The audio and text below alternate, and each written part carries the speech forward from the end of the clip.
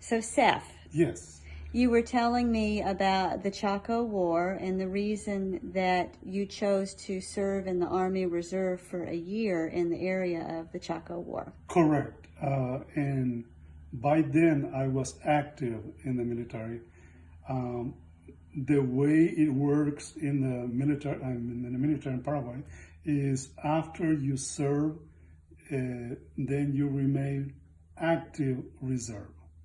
So active reserve until the age of 50. Oh, really? And how then old were you when you served? 17. You were 17, Yeah. and you served first from age 17 to 18, To 18, essentially. yeah, 18. And then you became an active reservist until age 50. Correct. Okay. And then after age 50, you are a passive reserve until you can no longer serve. Right. Yeah. So, and that is a tradition brought from 1860. And 1860 to 1865 is when the Triple Alliance War, unfolded in South America. That was very terrible. And since then, all able men should be prepared for lifetime.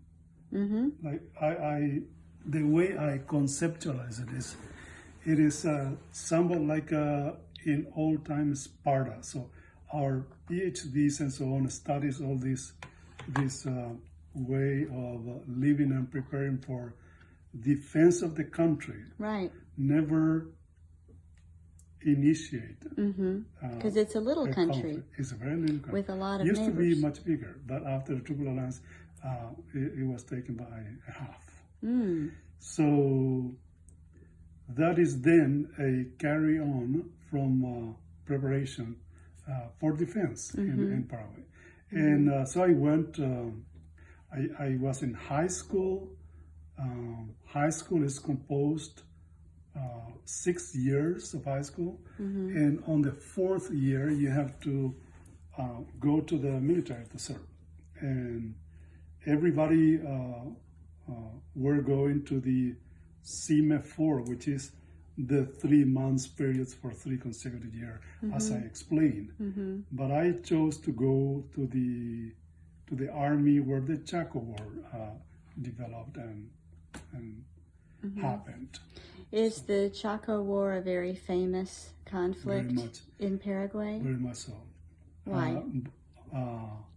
Because it was a complete military victory for Paraguay, an absolute victory. And it was the reason people are proud is not like a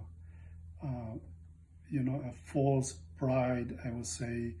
The reason that people are proud about it is because they kept the integrity of the territory, and they managed to drive away the invading forces. And tell me a little bit about that. How did the war start? Paraguay was invaded by Bolivia? By Bolivia.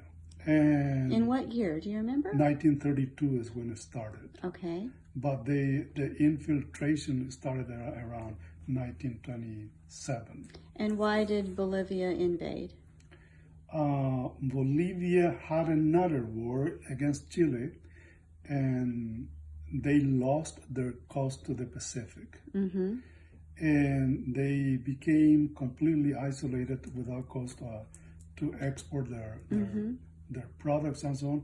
So they looked at Paraguay to have access to the Paraguayan River. The Paraguayan River is a tributary river to the Atlantic Ocean.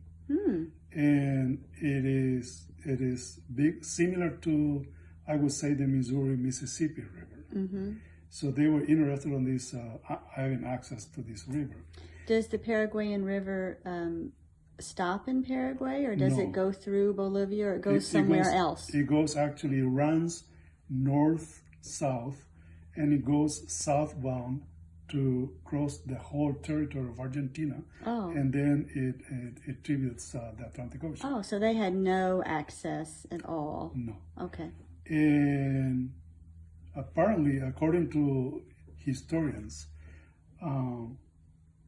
Standard Oil, New Jersey, by then it was called like that.